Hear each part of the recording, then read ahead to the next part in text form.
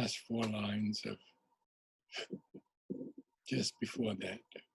Before that, yeah, these. Yeah, there we are. There was a vibrant link. Yeah, yes, correct. Good morning, everyone. Today we have quite an extraordinary passage, and it's going to take me a few minutes to read to you Sri Aurobindo's comments on these four lines, because they were in answer to a critic who was very critical of Savitri, and they were in answer also to Amal Kiran, who was the correspondent with Sri Aurobindo for most of the letters on Savitri. Let us begin with a few moments of silence.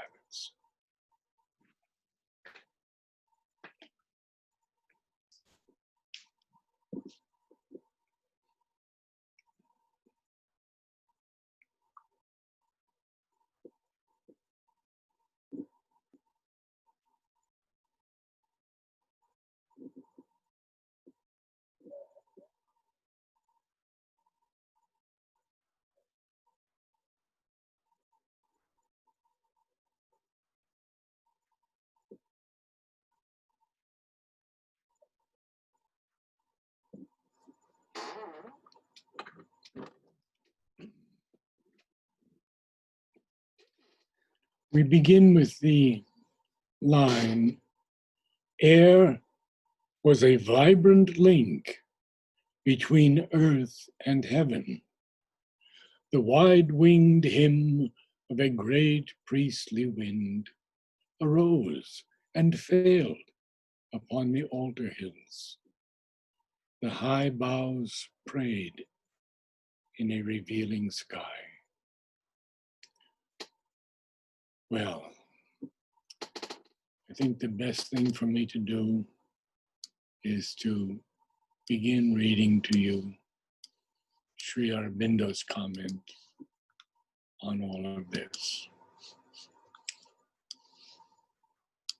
It's in his letters on yoga,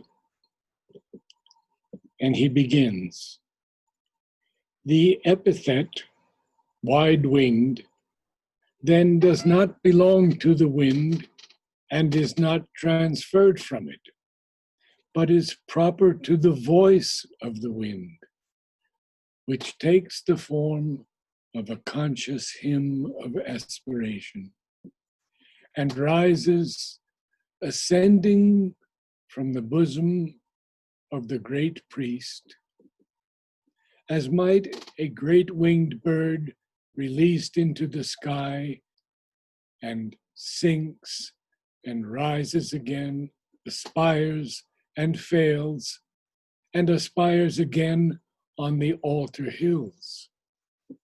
One can surely speak of a voice or a chant of aspiration rising on wide wings. And I do not see how this can be taxed as a false or unpoetic image. Then the critic objects to the expression altar hills on the ground that this is superfluous, as the imagination of the reader can very well supply this detail for itself from what has already been said. I do not think this is correct. A very alert reader might do so, but most would not even think of it. And yet, the detail is an essential and central feature of the thing seen. And to omit it would be to leave a gap in the middle of the picture by dropping out something which is indispensable to its totality. Finally, he finds that the line about the high boughs praying in a revealing sky does not help, but attenuates instead of more strongly etching the picture. I do not know why, unless he has failed to feel and to see. The picture is that of a conscious adoration offered by nature. And in that, each element is conscious in its own way. Wind and its hymn, the hills, the trees.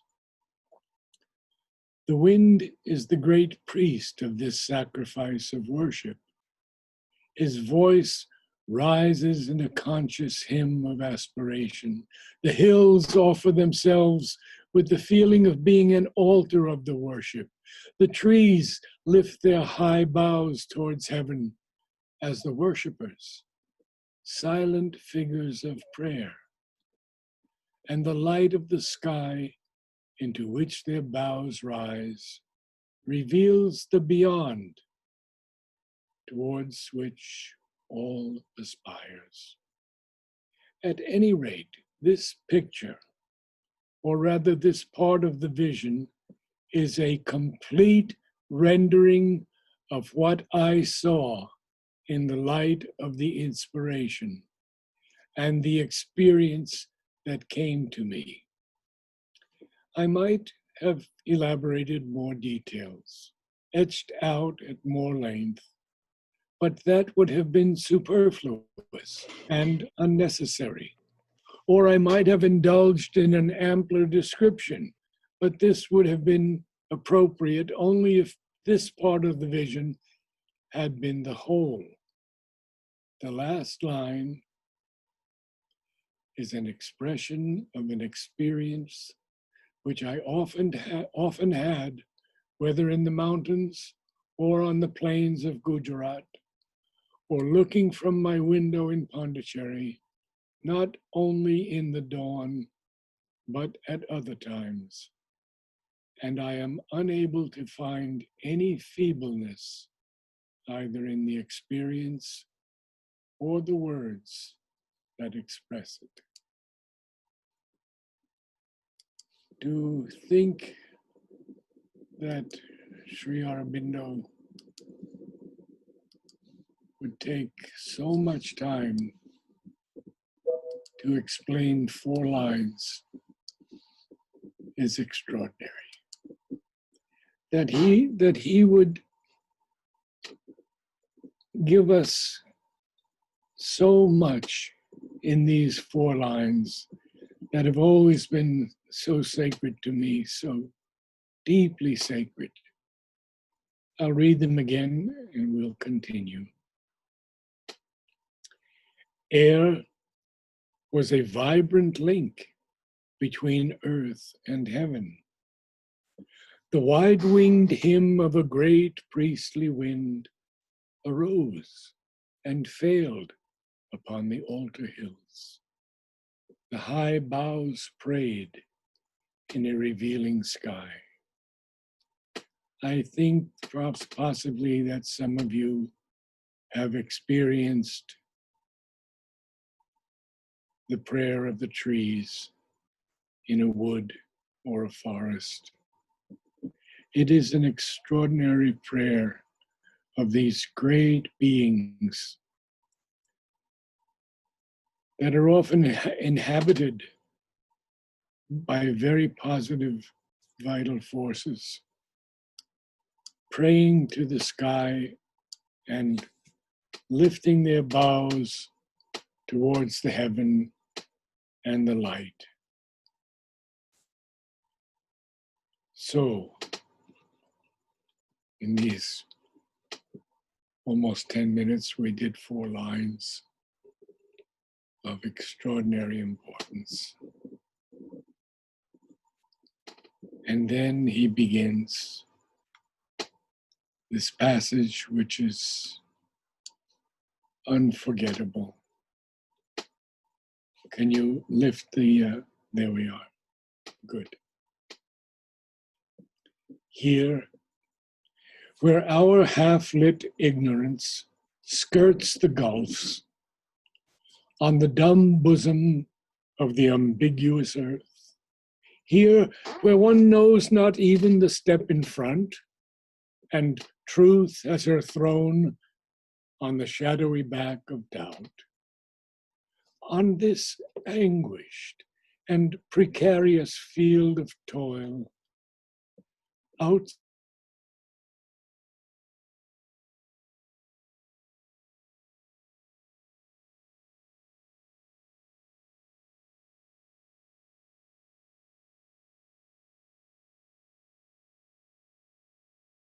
or the awakening ray.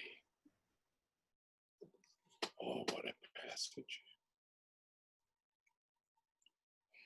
Narad, you were dropped for a while. We didn't hear you. Could you read it again, please? It's Yes, I like, will. I got a message that the connection was unstable. Mhm. Who is with us that I don't know here?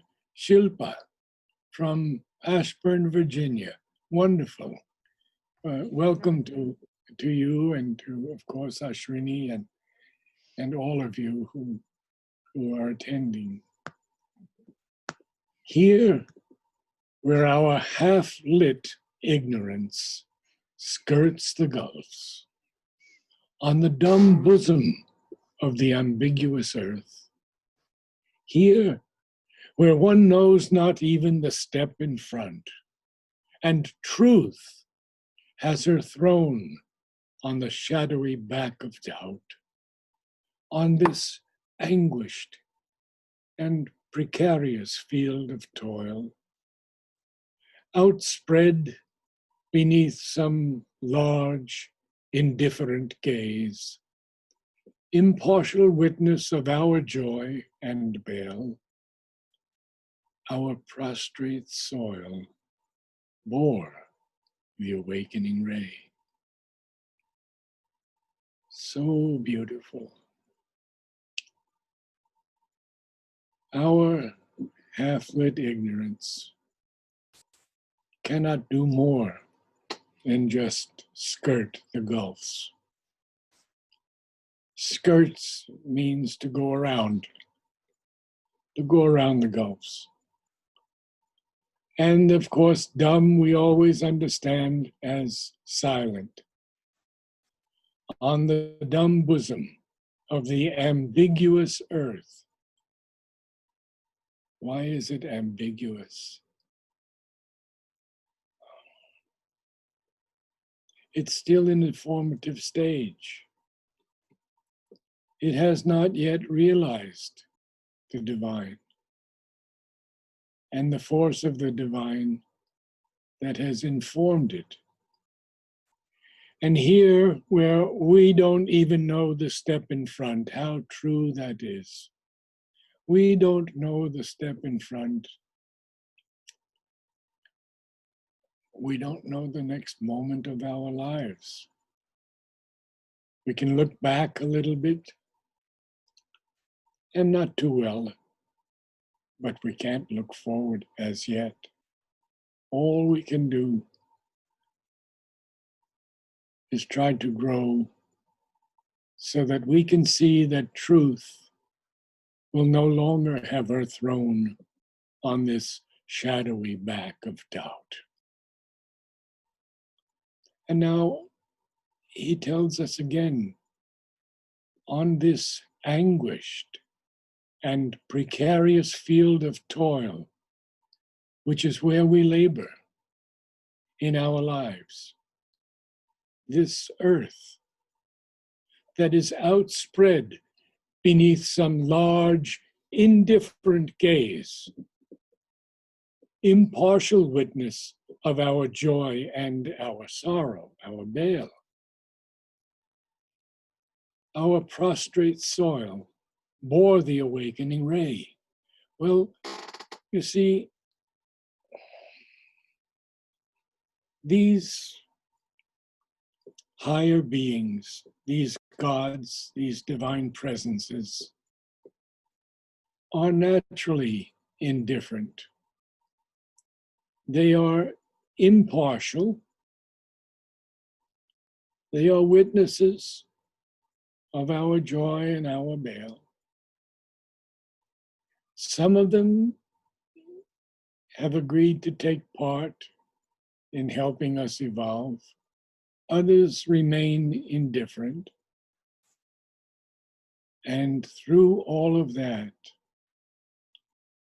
our soil, prostrate, bore the awakening ray.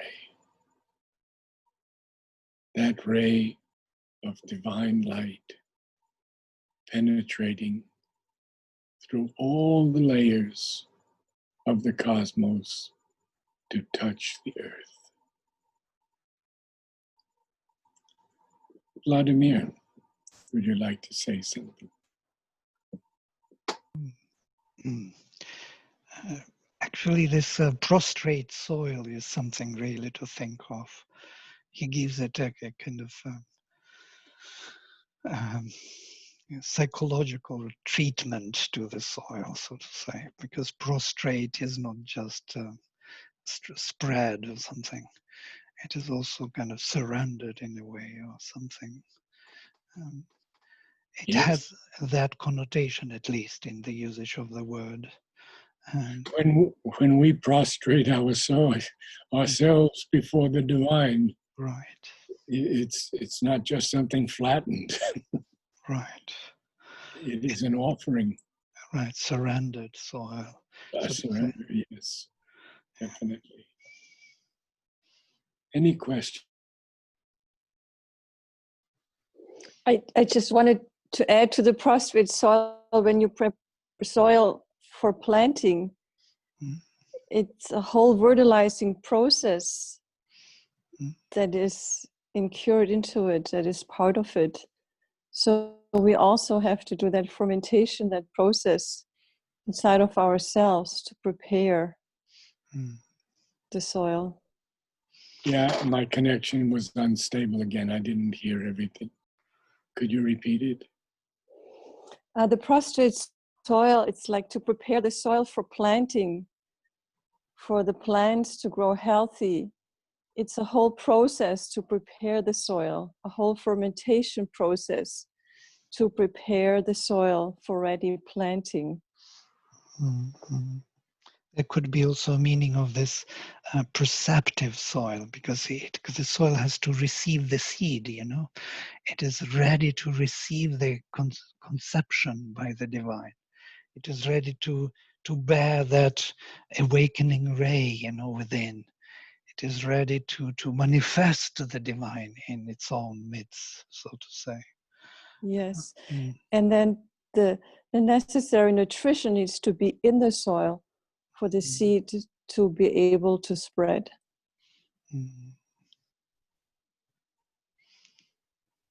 Beautiful. We'll continue.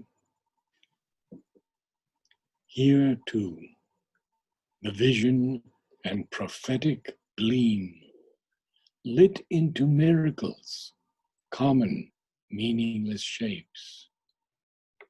Then the divine afflatus spent, withdrew, unwanted, fading from the mortal's range. Very powerful lines. Because this vision and this prophecy that gleams has lit into miracles, common, meaningless shapes, which shapes that we take for being common and meaningless, they are actually not. And Sri Aurobindo is telling us that the stone is a miracle. The branch is a miracle. These common meaningless shapes that we take for granted every day, the soil, the sky, all have been lit into miracles by this vision and this prophetic gleam. But then he puts a semicolon after shapes. because he tells us, then the divine afflatus, spent, withdrew, unwanted, fading from the mortal's range. It must have been such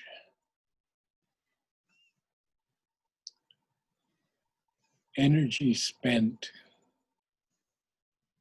to bring this to us, but it has to withdraw unwanted, and it has to fade from our human range. And why does it have to do that? Well, very simply, because man is often not ready for it. I don't think it would have been spent. It would not have had to withdraw. It had, unless it was unwanted, which made it fade from the mortal's range.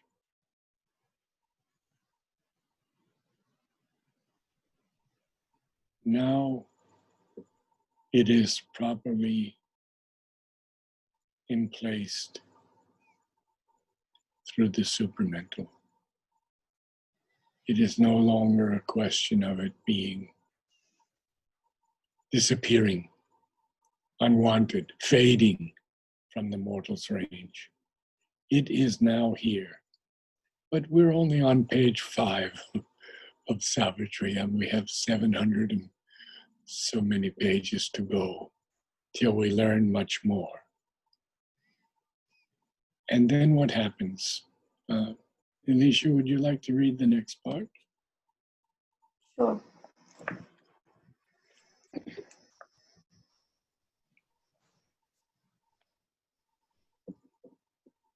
A sacred yearning lingered in its trace, the worship of a presence and a power, too perfect to be held by death-bound hearts, the prescience of a marvelous birth to come.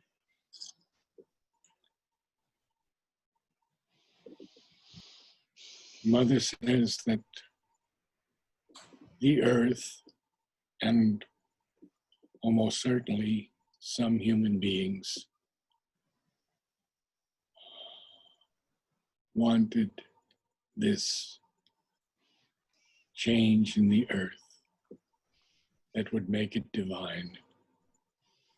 And therefore, that sacred yearning that lingered in the trace of that great vision and prophetic gleam, and that worship of a presence and a power that was too perfect to be held by our hearts, which are death-bound, the prescience of a marvelous birth to come.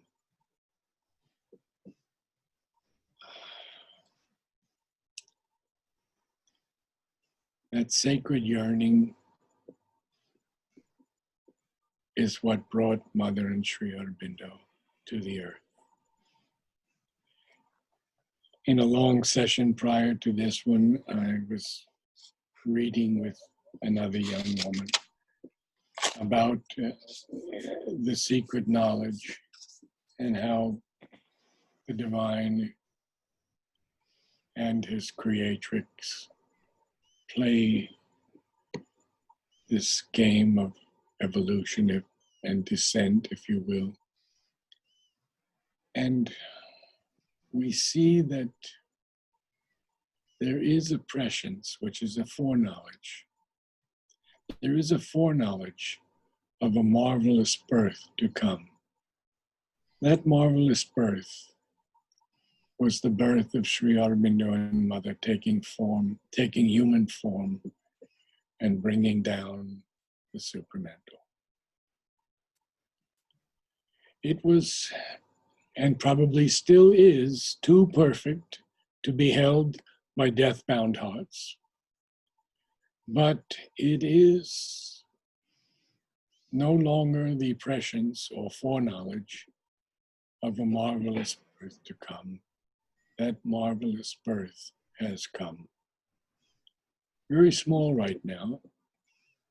And I remember Mary Helen's letter to Madhav Pandit, where she saw Sri Aurobindo only 2 feet tall.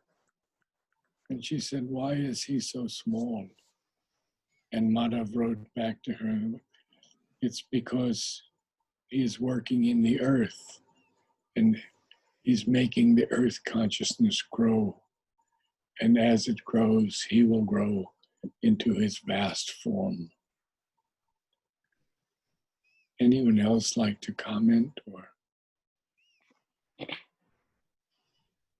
I have a question about prescience. I know it is a prescience, not prescience. So it's kind of, maybe, is it wrong, prescience, to say?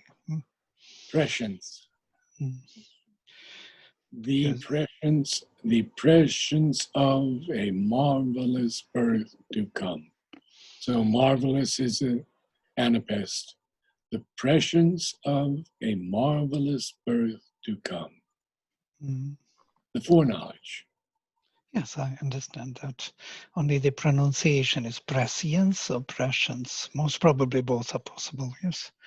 Because But if you say the prescience, it's 2 beats. And prescience is 1.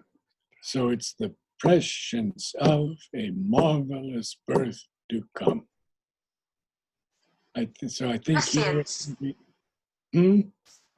No, I was just checking the pronunciation. Prescience. Prescience. Yes, prescience is also correct. You're both correct. Yeah. I got used to this prescience, so that's why it's like pre-science, so to say. Pre-science, yes, and foreknowledge, yes, exactly. Right, all right. Good. What is thing I was thinking when we read this passage for the first time? There are always new thoughts coming, you know, when you read Savitri. It's never the same, is that the capacity of human mind to perceive and to keep the divine, this afflatus, or what do you call it, that appearance of the divine when it is moving from darkness to light, on that transition where the mind is still capable of holding, you know. Mind is capable only when there is darkness and light together, in the transition, in the moment. There is some kind of capacity, it has capacity to perceive the difference. But then, when the difference becomes less and less obvious, the mind is losing the capacity and becomes kind of indifferent. And the light of the ordinary day takes over. And the mind has nothing to compare with, so it loses its capacity. This is exactly that incapacity of the mortal mind to really hold on to onto this marvelous appearance of the truth, which has to fade because there is no capacity of the mind to. That's why it has to leave. Yeah. To fade, they say, yes, but also it has to be. We have to understand that only a little the God light can stay. Mm-hmm. The reason for that is that Mother said, if it came in its fullness, it would shatter all of us. Mm-hmm. We could not hold it. We could not bear it. Mm-hmm. Only a little the God light can stay. Spiritual beauty illumining human sight, lines with its passion and mystery, matter's mask, and squanders eternity on a beat of time.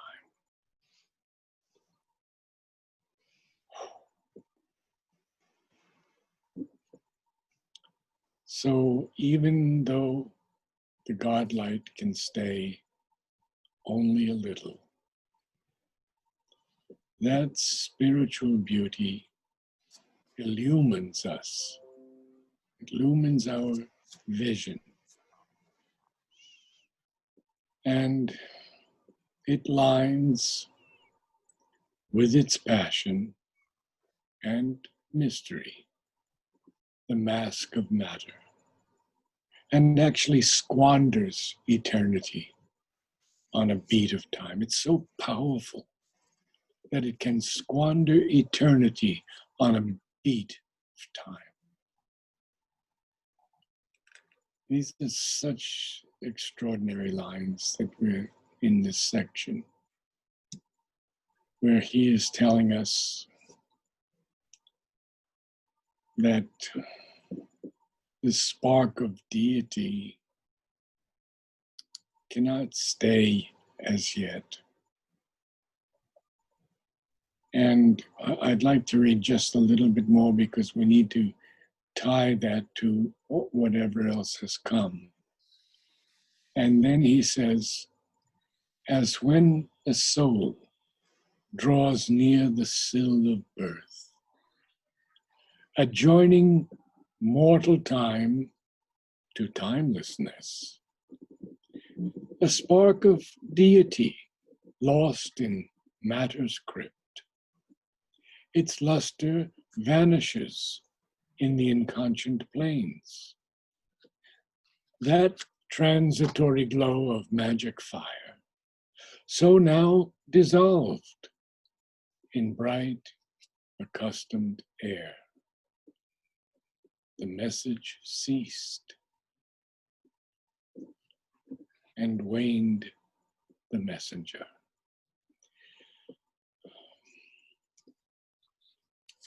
As I was telling a friend earlier, was Sri Aurobindo or Mother aware of what they were at the age of 5? Not really. They had to go through the human experience, and coming into birth is a great shock. And one has to recall then what one was. Even the avatar has to do this when he takes the human form. Otherwise, we would not be able to understand anything if he came in his divine form. So they also grew into their avatarhood. Although they were divine, they were self-born. But he says, as when a soul draws near the sill of birth. Interesting, the sill of birth. We know what a windowsill is, and it's sort of like that, isn't it? Entering through the window, through the sill of birth, which adjoins our mortal time to timelessness. Notice again Sri Aurobindo's capitalizing words. He capitalizes matter a few lines before. He capitalizes time, timelessness, and then matters again. He's very, very careful that these words should carry a much greater import than we can get from our. As when a soul draws near the sill of birth, adjoining mortal time to timelessness, that's actually a spark of deity that is lost in the crypt of matter. And its luster, therefore, vanishes in the inconscient planes for a time. That transitory glow of magic fire, so now dissolved in bright, accustomed air. I use the word accustomed air. It had to dissolve in that because we weren't ready for it. We're not ready for it yet. There may be small groups, and I consider our group one of them. Oroville in part, the ashram in part, ashrams in other places of the world. that spark of deity has to recover from being lost in the crypt of matter. The crypt is actually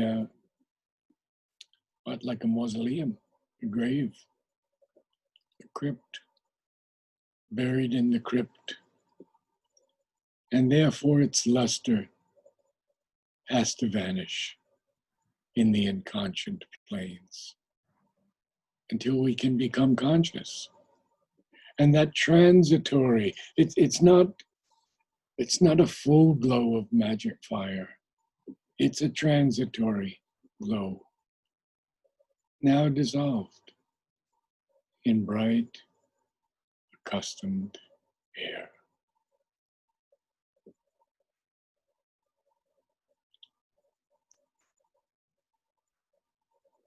Sadalu has told us that generally, after the soul leaves the body and goes to its resting place, within 2 years is the average before it takes birth again. I didn't know that. Only 2 years.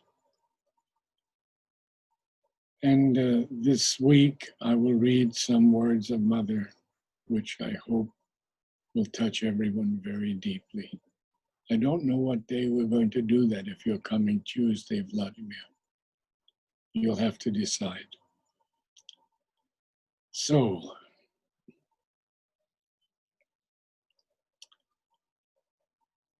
we can carry on a little bit, or if you have any questions, we can address them. Any comments? Maybe one on accustomed air, which is also coming a new thought. That accustomed air, which is where the magic of that transitory glow of the magic fire dissolves itself and becomes a kind of part of that substance of the inconscience, which is darkness, is changed, and it adds to it its power and knowledge, dissolving it there and changing the very substance of the subconscious or inconscious even.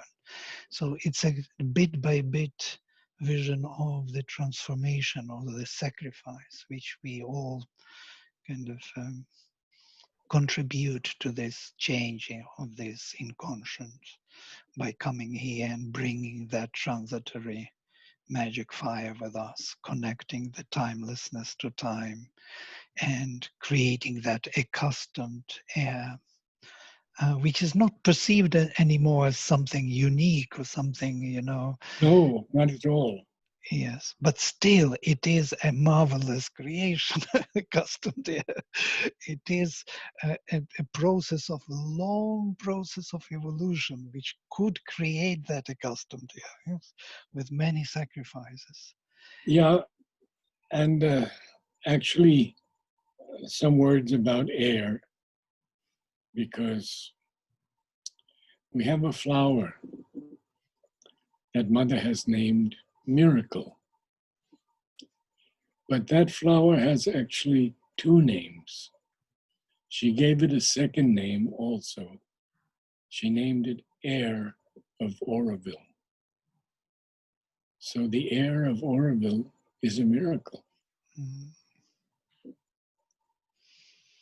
But we have to transform that accustomed air, that usual air, into something much higher. Mm. And we will see that as we go along in Savitri. So we have a little more time. We can read a few more lines because it ends down here. For the single call, the uncompanioned power drew back into some far-off secret world, the hue and marvel of the supernal beam. She looked no more on our mortality. The excess of beauty natural to God-kind could not uphold its claim on time-born eyes. Too mystic real for space tenancy, her body of glory was expunged from heaven. The rarity and wonder lived no more. Oh, there are many things here. Let's first look at capitalization. The single call, capital C. The uncompanioned power, capital P. These things are very important. This power alone is sufficient to transform everything. And yet it had to draw back into some far off secret world. It is the hue and marvel of the supernal or heavenly beam. Sri Aurobindo uses supernal many times in Savitri. And now he says, she looked no more on our mortality. The excess of beauty, extraordinary phrase, the excess of beauty that is natural to God-kind could not uphold its claim on time-born eyes. Too mystic real for space tenancy, her body of glory was expunged from heaven. The rarity and wonder lived no more. Let's look for a moment at the hyphenated words, because these are very important. First, we have far off as one word. We've talked about that before. Then we have mystic real. Then we have space tenancy. All of these become one larger word than either one word or the other could be.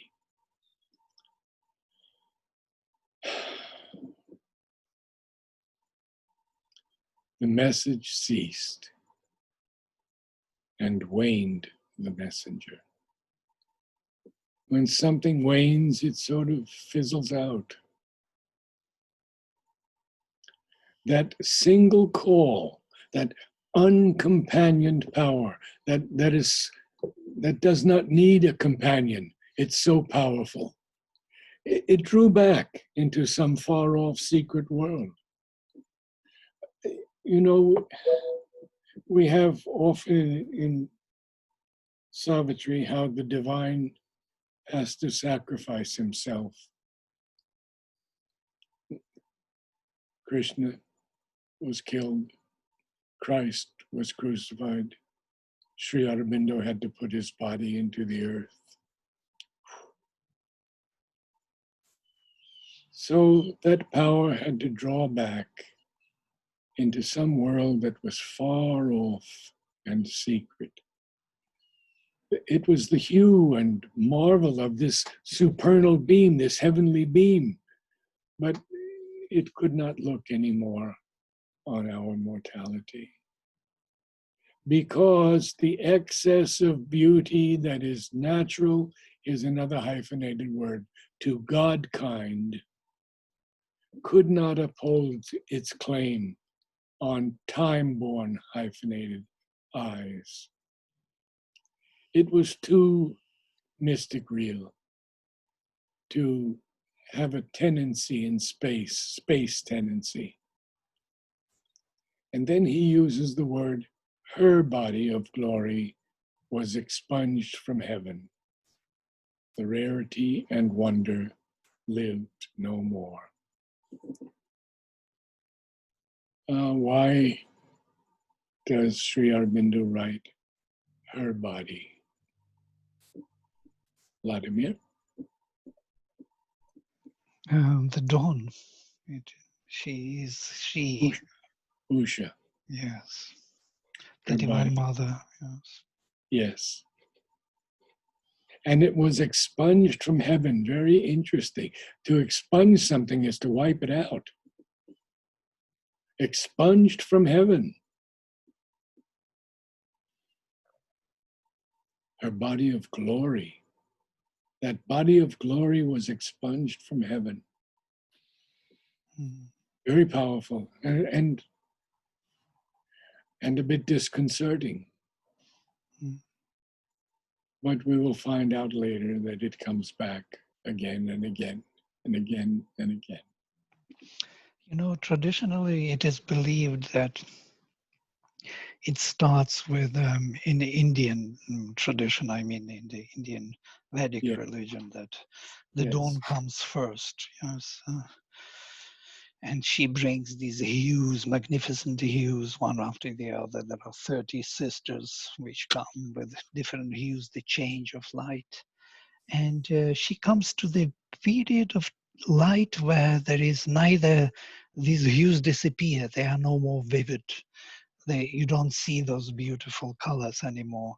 There's some kind of whitish light before the disk of the sun is visible. And in this period of time, it is time of Savitar. Then they start chanting to Savitar, Gayatri mantra. And then when the disk is visible, it's already time of Surya. It's completely different time. So there are three times, yes? The Ushas, Savitars, and the Suryas. So in this time, when this Savitar's time comes, the dawn, most probably she is expunged from heaven, so to say. She leaves the place. She leaves this space to the time of the Savitri and then to the Surya to come. So I was thinking, why expunged? Yes. Yes, powerful word. Mm-hmm. Eradicated. But in another place, of course, where Hiranyastupa Girasa says that, oh, this is Kutsan Girasa, where the dawn follows into this world. You know, she comes to this world and brings Surya with her. So Surya follows her as the young man follows the woman. He follows with full his desires to realize himself. So she brings him here into this world where the divine souls of man seeking the divine realization, Devayantah, Vitanvate Pratibhadraya Bhadram, Yugani Vitanvante. They are spreading the spaces of the blissful for the blissful. This is so beautiful. So these sparks, or these, we represent the divine Agni who is burning in the darkness also and calling to the Divine Mother. She brings Surya with her. He follows her. She goes here first. She is so courageous to come to the darkness and brings him with her. So he will follow her into this world to meet the souls. Yeah. So Wonderful.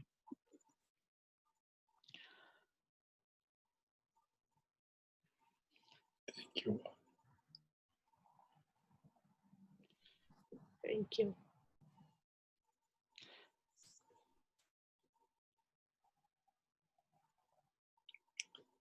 Shall we finish those last 12 lines or so?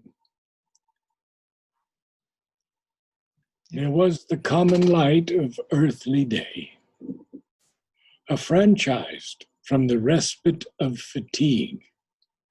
Once more, the rumor of the speed of life pursued the cycles of her blinded quest. All sprang to their unvarying daily acts. The thousand peoples of the soil and tree obeyed the unforeseen instant's urge.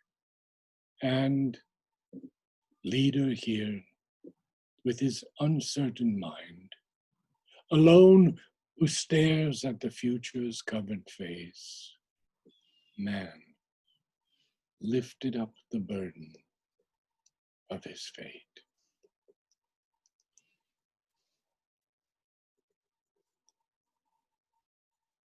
So in this common light of earthly day, affranchised, freed from the respite of fatigue. Interesting. Freed from the, affranchised from the respite of fatigue. What was that was franchised from it? The rumor of the speed of life, capital L, pursued the cycles of her blinded quest.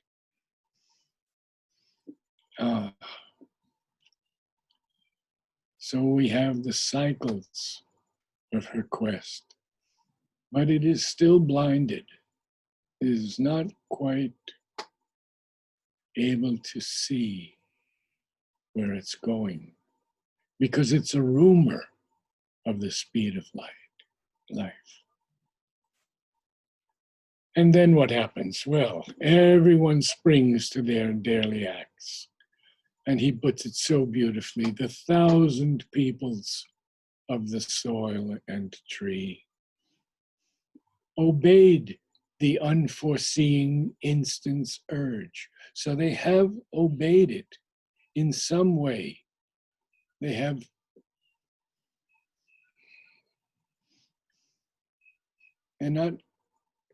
not seeing this instant's urge, but they have obeyed it. And leader here, of course, leader here, the most highly evolved in this evolutionary cycle is man. And leader here with his uncertain mind, well, we don't need any explanation of that. Alone, well, he stares alone at the covered face of the future. And he lifts up the burden of his fate. The burden of his fate is a very large burden. He has to evolve from ignorance and inconscience, not only to knowledge, but eventually ascend into those higher worlds above the mind. Sri Aurobindo terms them higher mind, illumined mind, intuitive mind, overmind, eventually supermind, so that he may become divine. This is not really understood in all the religions of the world, that one could become the divine. One could be like the divine in certain ways, but one could not become him. Mother and Sri Aurobindo are very clear on this, that we can become the divine.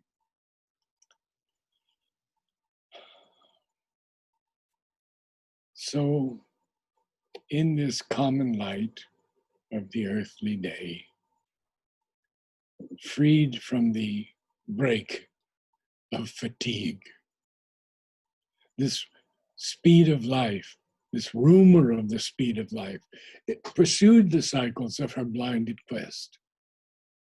And then everyone sprang to their unvarying daily acts.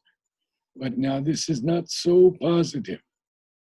Unvarying daily acts, we all know what they are, and we all have them. We get up out of bed, we make the bed or we don't make the bed. We have breakfast or we don't have the breakfast. We exercise or we don't exercise. We work or we don't work, etc., etc. Unvarying daily acts. But the 1,000 peoples of the soil and tree have obeyed that urge of the instant, although unforeseen. And leader here with this uncertain mind, who is alone staring at the covered face of the future. Man lifted up the burden of his fate. And next week, we will hear the word Savitri for the first time. I have a question. Yes. Obeyed the unforeseen instant's urge. The instant's urge, the unforeseen instant's urge. I interpret it as blind impulses, like we obey our blind impulses. Yes, that is correct. They have obeyed this urge, the instant's urge. The instant's urge is this descent of the light into earthly day.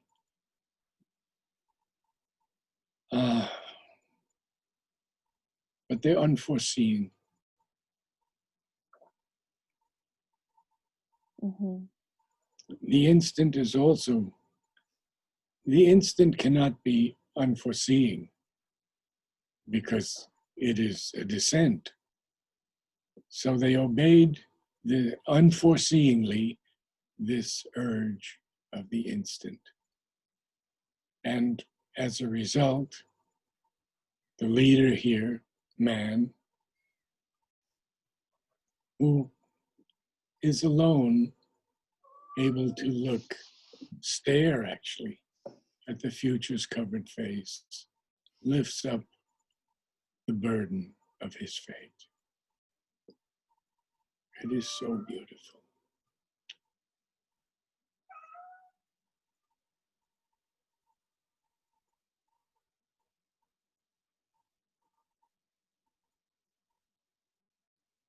We could go over this again and again and again.